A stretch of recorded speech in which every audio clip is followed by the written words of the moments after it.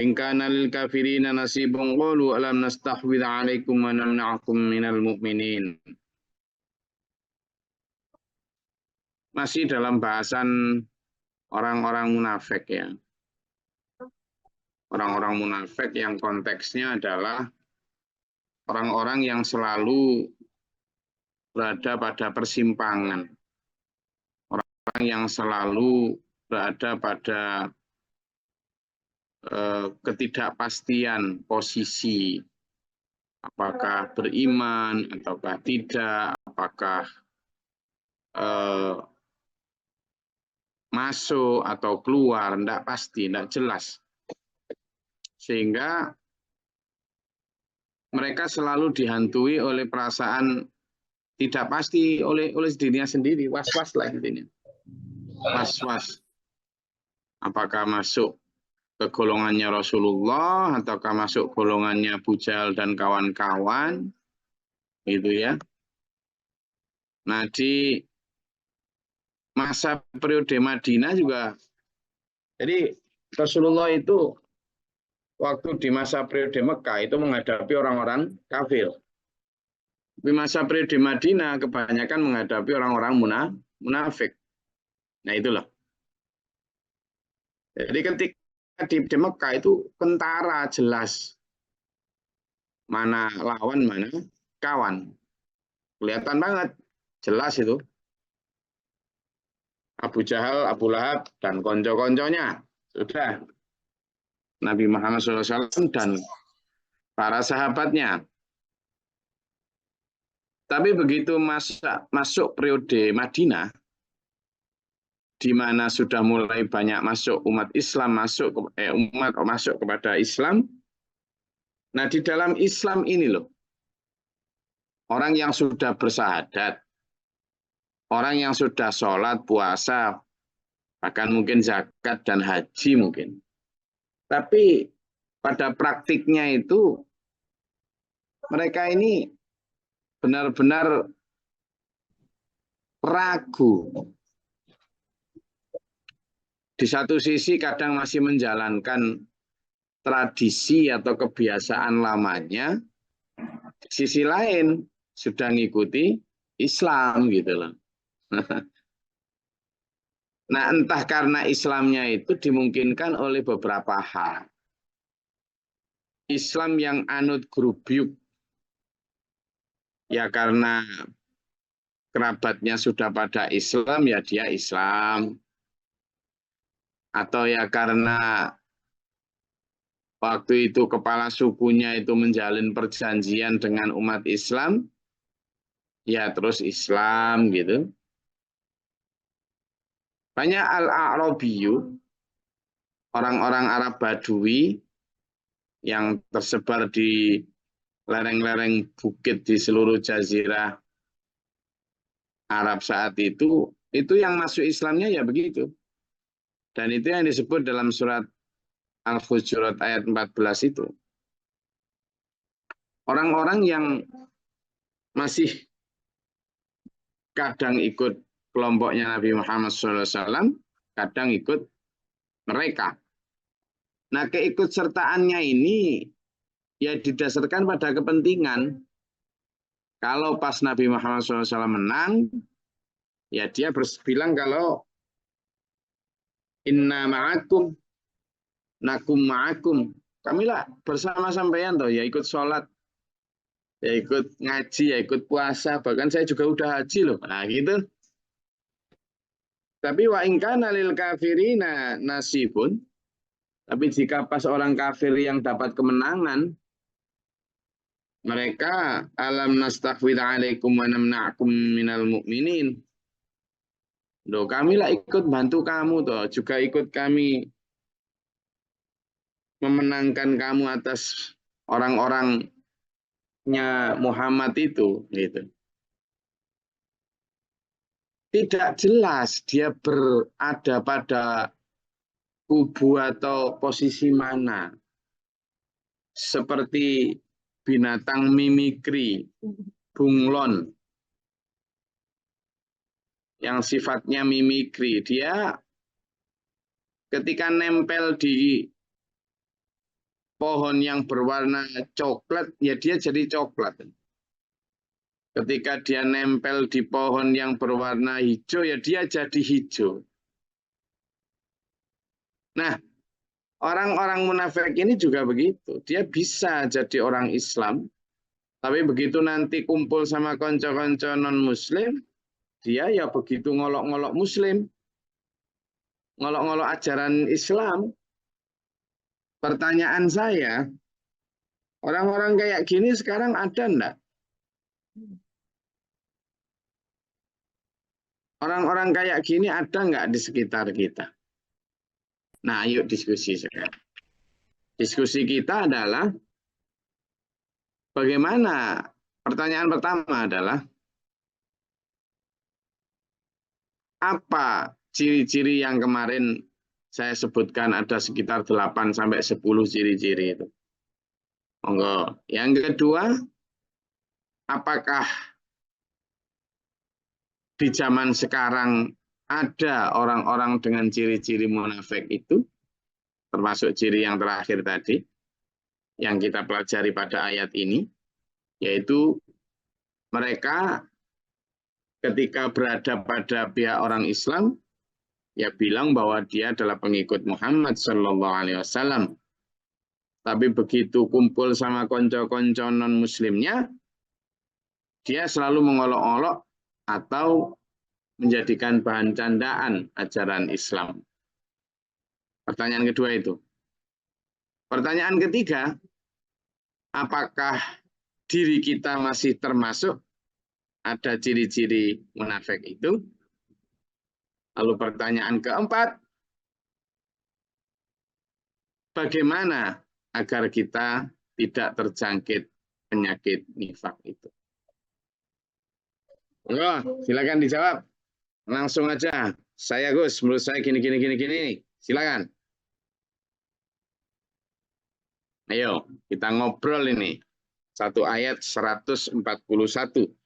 Karena besok ayat 142 maupun 143 itu juga bicara tentang ciri-ciri munafik lagi. Nah, sekarang yang sekarang aja dulu. Coba, apa ciri-ciri munafik yang sampean ingat dari yang kita pelajari kemarin? Yang kedua, apakah di zaman sekarang ada? Yang ketiga, apakah kita yang hadir di sini masih banyak termasuk dari ciri-ciri munafik itu? Yang keempat, lalu bagaimana cara atau upaya kita untuk menghindari terlibat sifat munafik itu? Silahkan. Yang mau berkomentar, dinyalain mikrofonnya. Ayo, enggak? Izin Gus. Silakan. Assalamualaikum warahmatullahi wabarakatuh. Waalaikumsalam. Ciri-ciri munafik yang insya Allah saya ingat adalah jika berkata bohong, terus jika dipercaya khianat, terus jika berjanji ingkar, terus di surat An-Nisa 142, jika sholat riya sedikit mengingat Allah. Yang di 43 bahwa orang munafik itu juga Islam, karena dia juga sholat. Sedang itu insya Allah yang saya ingat, Gus. Untuk pertanyaan yang kedua, masih adakah saat ini? Itu insya Allah masih, sedangkan saya sendiri sangat sedikit mengingat Allah, lebih banyak mengingat yang lain-lain. Ngapunten. Mungkin itu. Assalamualaikum warahmatullahi wabarakatuh. Wabarakatuh. Wah, ada lagi. Ayo. 4 pertanyaan tadi. Monggo kita jawab bareng-bareng. Apakah ciri-ciri munafik yang kemarin sudah kita pelajari? Apa saja yang sampean ingat? Itu penting ya. Saya reminding gini penting. Saya cak murojaah gini penting supaya kita benar-benar terpapar itu. Terpapar dengan satu warning. Ingatan, peringatan bahwa ojo sampai ngono gitu. Tapi sebelum itulah kita harus tahu betul ciri-ciri munafik seperti apa. Yang kedua, apakah menurut zaman sekarang ini ada? Apa buktinya? orang-orang terjangkit munafik. Yang ketiga, nah ini nukik pada diri sendiri. Apakah kita sendiri masih terjangkit? Yang mana?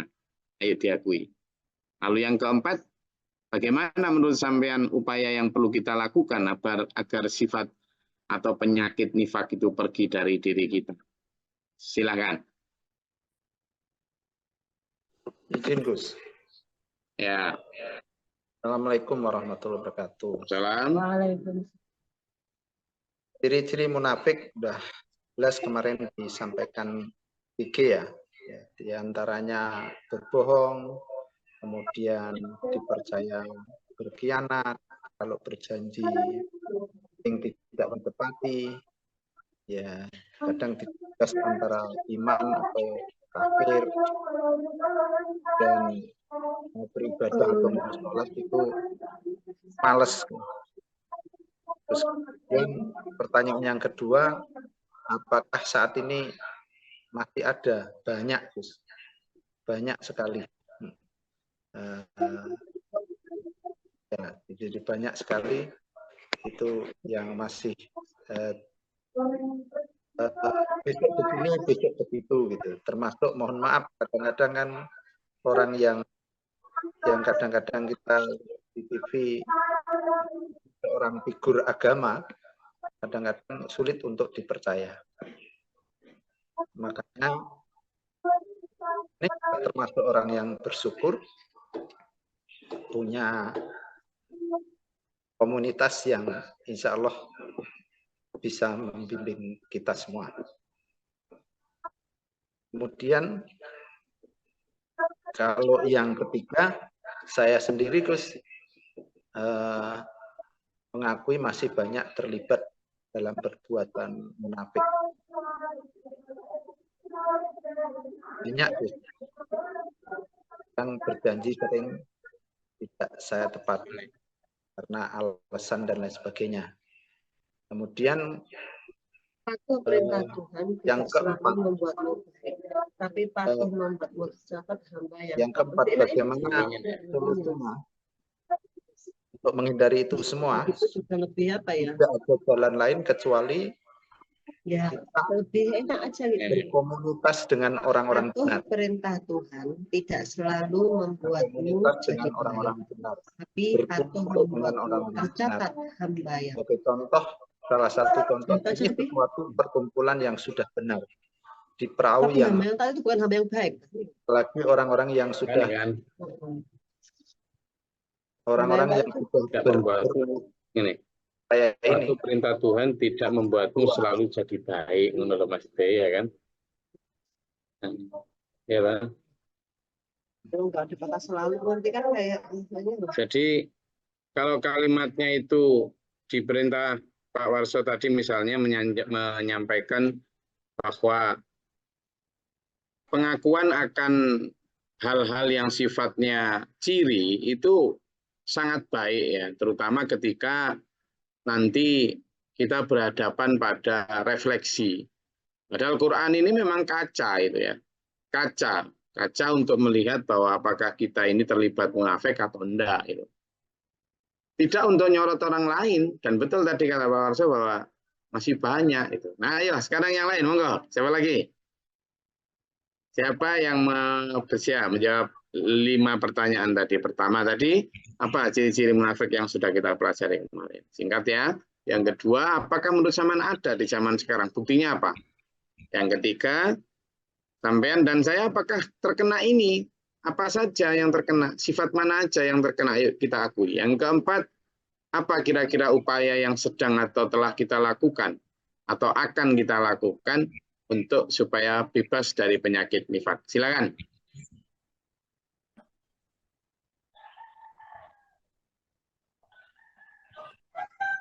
Izin Gus. Ya, Ciri-ciri orang munafik diantaranya ketika berbicara bohong, ketika berjanji mengingkar, ketika saya berkhianat. Surat An-Nisa orang munafik itu kalau sholat malas, maksudnya berdiri untuk sholat itu malas, ditunda-tunda atau malas untuk melaksanakan sholat. Juga orang munafik itu ragu dalam menjalankan kebaikan. Jadi antara percaya atau tidak, setengah-setengah. Kalau jika ada orang munafik, masih ya termasuk saya sendiri. Terus yang ketiga, apakah mesti saya termasuk orang munafik? Ya, masih diantaranya ya itu tadi masih malas untuk melaksanakan sholat, mendengar panggilan azan kadang masih menunda-nunda dan lain-lain. Terus upaya apa untuk menghindari sifat munafik? Diantaranya ya banyak mendekatkan diri pada Allah, terus selalu bersama orang-orang yang selalu mengingatkan pada Allah. Termasuk dalam kajian seperti ini, yaitu untuk selalu menggugah, untuk selalu istilahnya mengingatkan, mengendali pribadi-pribadi yang kurang pas dalam pelaksanaan istilahnya kehidupan sehari-hari yang tidak sesuai dengan ajaran Allah dan Rasul-Nya. Seperti itu. Mungkin itu Gus, terima kasih. Ayo lanjut. Ya, Gantian. izin, Guru. Ya, Monggo. izin, Guru.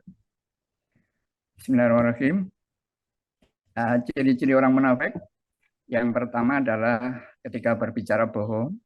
Kemudian yang kedua, ketika mendapat amanah, mereka berkhianat. Kemudian ketika berjanji, mereka ingkar. Dan selanjutnya, orang munafik adalah muzabzabin baina dzalik. Mereka tidak jelas kekafirannya dan keimanannya. Kemudian mereka tidak banyak mengingat Allah, melainkan hanya sedikit dalam mengingat Allah. Dalam artian menjalankan ibadah itu dengan malas, terutama sholat. Terus yang selanjutnya mereka tidak pede dengan dulur-dulur yang sudah berada di dalam kebenaran. Jadi orang-orang yang mungkin seharusnya diikuti, tapi mereka tidak pede dan mereka tidak beriman, tidak mau mengakui kebenarannya. Lantas apakah di zaman sekarang ini ada? Ya, kalau yang saya tahu ya ada memang, dan bahkan banyak sekali menemui di sekitaran, baik mungkin mulai dari orang-orang yang diberikan jabatan ataupun mungkin kepercayaan itu kami temui. Terus apakah diri kita ataupun terutama kami masih termasuk? Saya mengakui bahwasanya ingatan saya pun masih banyak mengingat yang lain daripada Allah dan Rasul-Nya. Itu membuktikan bahwa diri saya diajak untuk banyak mengingat Allah, ternyata masih banyak ingat sembarang kali dan ingat yang lain. Nah, itu membuktikan bahwa diri saya juga kena sifat munafik. Kemudian bagaimana kita untuk tidak terjangkit daripada penyakit itu, memang kami ya berusaha. Namun begitu beratnya, yang terutama untuk diajak sami'na wa ata'na kepada kebenaran, yang di mana para gus-gus sudah membimbing, membina kami, tapi kami masih terkadang banyak menteledorkan dan bahkan naudzubillah min dzalik pada diri saya sendiri banyak kurang taatnya. Gitu. Jadi di sini yang dapat kami sampaikan ada kurangnya, mohon maaf. Assalamualaikum warahmatullahi wabarakatuh. Terima kasih Gus. Matur nuwun. Silakan lanjut. Siapa lagi?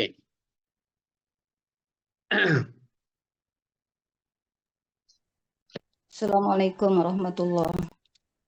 Waalaikumsalam.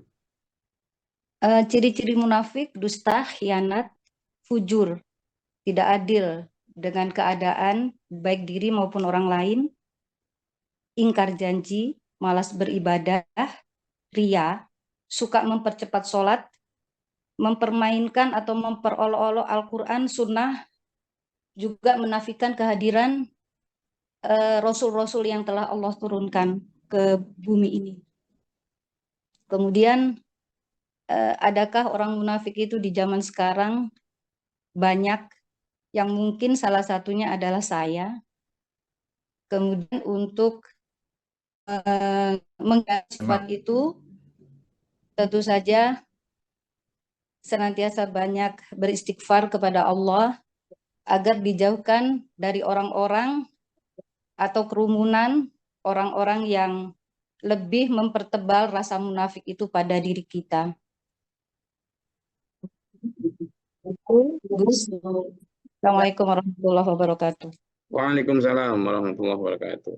Oke. Ada lagi? Silakan. Permisi. Assalamualaikum warahmatullahi wabarakatuh. Assalamualaikum.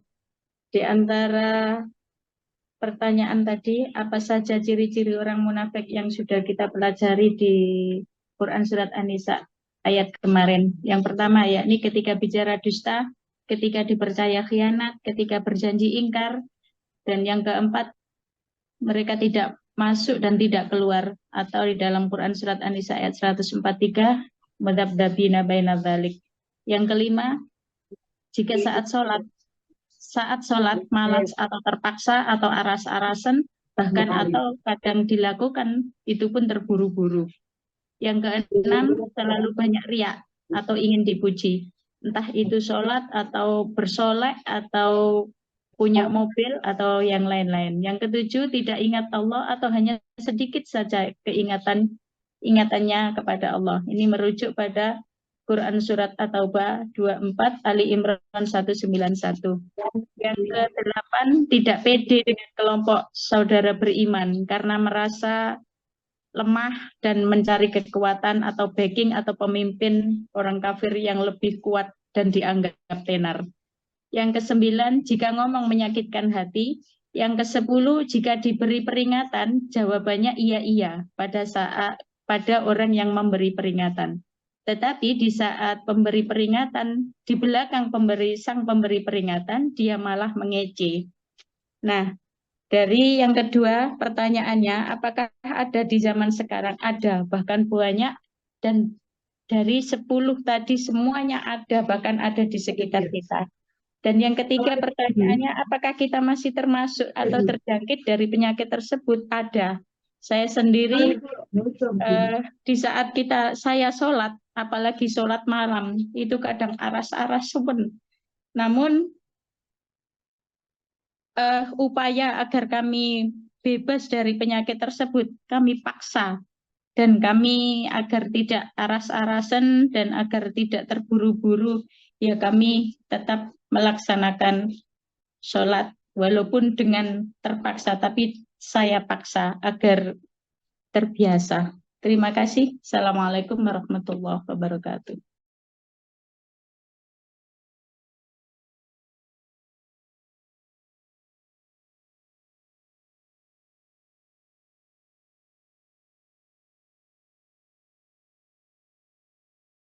Monggo, ada lagi? Siapa? Bagus. Saya ingin kita jadikan ini sebagai benar-benar kesadaran bersama betul bahwa inilah kita, supaya kajian itu tidak hanya menjadi semacam pengetahuan, tapi benar-benar pemahaman, sehingga kita memahaminya itu dengan lebih saya ini gitu. Monggo, silakan.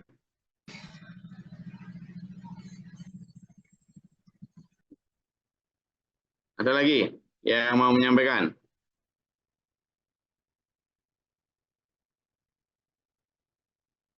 Izin, Assalamualaikum warahmatullahi wabarakatuh. Assalamualaikum warahmatullahi wabarakatuh.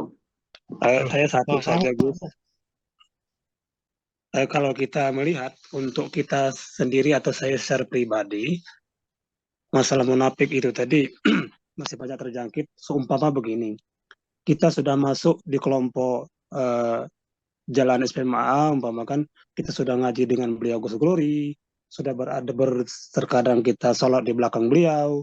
Akan tetapi ajaran SPMA ini sudahkah kita lakukan dengan secara full, umpama rapat rukun santri, umpama kan mungkin masih banyak yang lewat. Nah, jadi kita refleksi kepada kita sendiri, umpama kan. Nah, jadi pasti kalau kita melihat secara pribadi, otomatis kita akan tahu apakah kita sudah masih ada ciri munafik itu ataupun tidak. Assalamualaikum.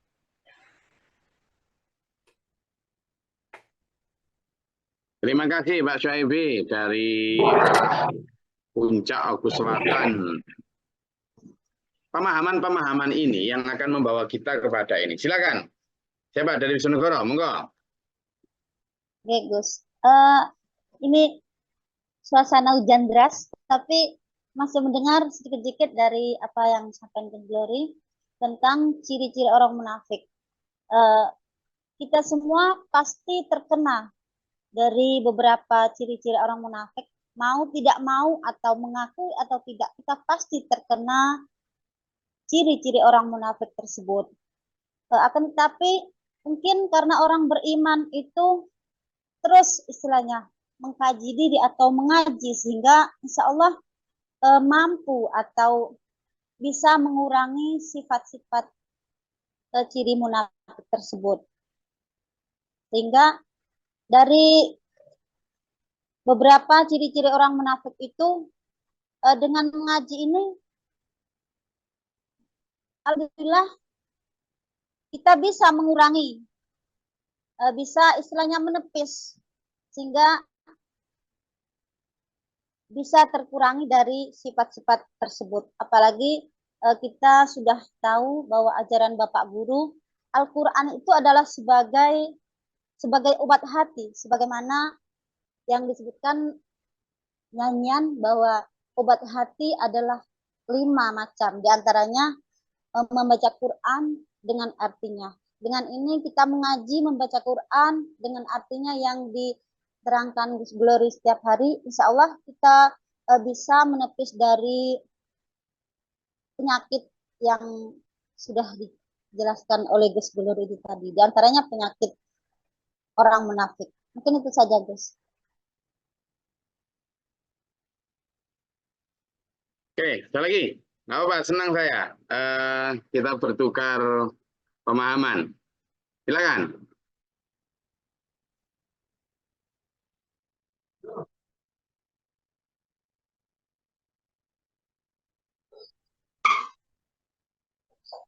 Silakan. Ngawi, monggo.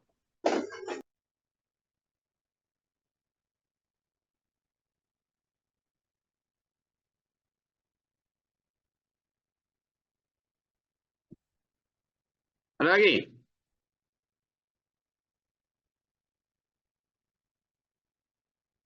Atau sekarang saya buka. Monggo kalau ada yang mau ditanyakan, silakan. Dari surat An-Nisa ayat 142 ini tadi. Silakan. Atau 141. Silakan. Kalau ada yang mau ditanyakan. Atau yang kurang jelas dan butuh penjelasan.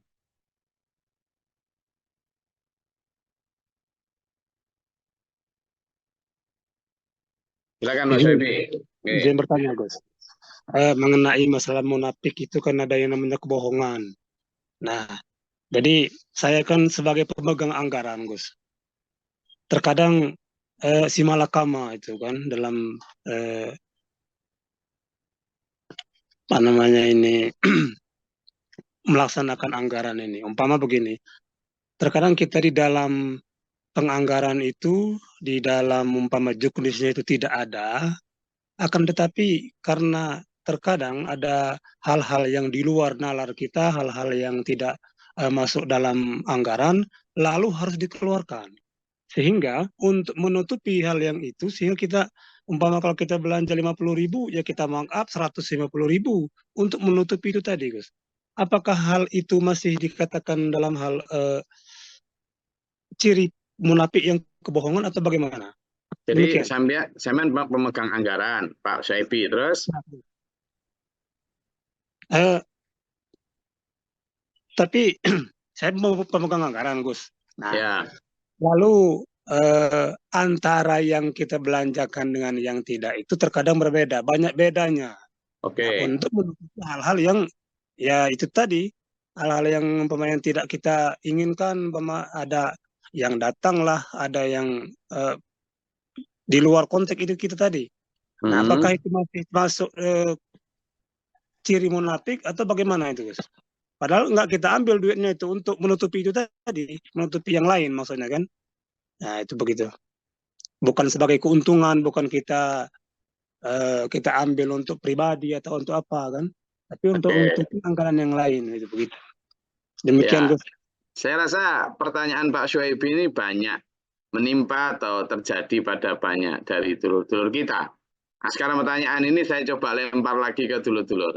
Apa pendapat dulur-dulur dengan apa yang dialami oleh Pak Syuaibi? Jawabannya seperti apa menurut sampean? Coba saya pengen tahu. Silakan. Pak Syuaibi itu pemegang anggaran, taruhlah beliau ini kepala sekolah ya di sebuah SD negeri di Oku Selatan sana di Sindang Danau. Nah, tapi kadang misalnya anggaran itu 1 juta misalnya ini. Harusnya ini untuk satu, ini 100.000 ini. Tapi kemudian kadang ada tamu dari ini yang harusnya ngoni. Nah, kemudian diambilkan dari budget itu. Tentunya pada saat SPJ kan nggak mungkin ditulis yang ngoni itu gitu. Maka ditulislah yang lain. Nah, menurut sampean para jamaah kajian ini itu termasuk bohong atau enggak itu? Ayo silakan. Silakan. Ayo Mas Bayu. Assalamualaikum warahmatullahi wabarakatuh. Anggaran itu kan ada setelah diajukan. Jadi peruntukannya itu harusnya sudah ada, baru keluarlah anggaran tersebut. Jadi kalau anggaran itu tidak sesuai keperuntukannya, ngapun itu juga tidak benar. Sedangkan situasional itu kalau ada anggaran yang sifatnya urgent. Ngapunten. Assalamualaikum warahmatullahi wabarakatuh. Jadi menurut Mas Wahyu Tidak, tidak, oke. Tidak ini Gus, tidak benar. Oh, tidak benar, nggak boleh. Oke, kalau memang anggaran tersebut tidak sesuai peruntukannya. Oke. Silakan, ada yang mau membantah pendapat Mas Ayu? Ada yang membenarkan? Monggo Mas Alio. Iya, dalam setuju dan seiring jalan pemaham dengan Mas Wahyu, Gus. Dalam artian berarti di situasional sekarang ini kalau kita mengingat sejarah umat-umat terdahulu ya termasuk kita ini berada dalam artian bencana mental, bencana rohani, bencana keimanan, dan lain sebagainya. Dan saya sendiri khawatir kalau umat-umat terdahulu itu jikalau sudah mengalami demikian maka akan diganti dengan umat-umat yang lebih baik. Dengan datangnya bencana itu dihadirkan oleh Allah di muka bumi inilah. Tidak menutup kemungkinan jikalau ini dilanjutkan dan terus-menerus berlanjut dan bahkan meluas untuk dilaksanakan di tengah-tengah umat, maka ya kemungkinan apakah juga bisa Gus Allah akan memberikan hal yang sama seperti umat-umat dulu, umat yang tidak taat, umat yang ya tidak jujur dan bohong ini. Terima kasih, matur nuwun, Gus. Assalamualaikum warahmatullahi wabarakatuh. Ya.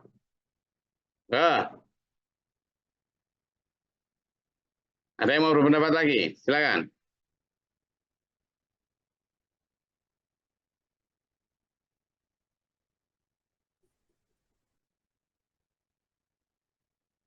Ada? Bu Aida, silakan Bu Aida. Assalamualaikum warahmatullahi wabarakatuh. Waalaikumsalam warahmatullahi wabarakatuh. Mohon izin, Gus. Oke, silakan.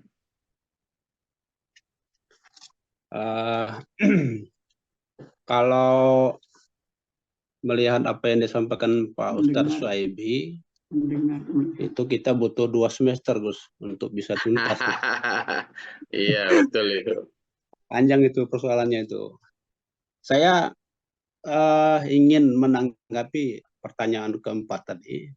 Bagaimana upaya kita untuk terhindar dari sifat-sifat munafik itu, Gus.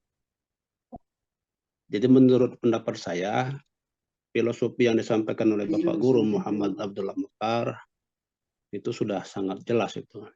Apabila kita merasa ya senantiasa tak terlewatkan dalam 1 detik pun kita diawasi, digenangi oleh Allah Subhanahu wa taala, insya Allah Gus. Insya Allah kita akan terhindar dari sifat-sifat yang memang merasa munafik, kan begitu. Tetapi kalau kita lengah, lalai, bahwa kita merasa tidak diawasi, tidak digenangi oleh Allah Subhanahu wa taala 24 jam seumur hidup, dan tentu itu peluang untuk menjadikan kita menjadi munafik. Demikian Gus, singkat, simpel, dan itu barangkali sumbangan pendapat saya. Demikian, terima kasih Gus. Assalamualaikum warahmatullahi wabarakatuh. Waalaikumsalam warahmatullahi wabarakatuh. Jadi dari berbagai pendapat tadi kita bisa analisis ya bahwa situasi zaman sekarang memang membuat kita itu sering banget tergoda atau bahkan terdorong kepada posisi abu-abu, posisi yang tidak jelas hitam putihnya. Nah ini loh yang membuat saya itu berharap betul bahwa kita memahami sifat munafik itu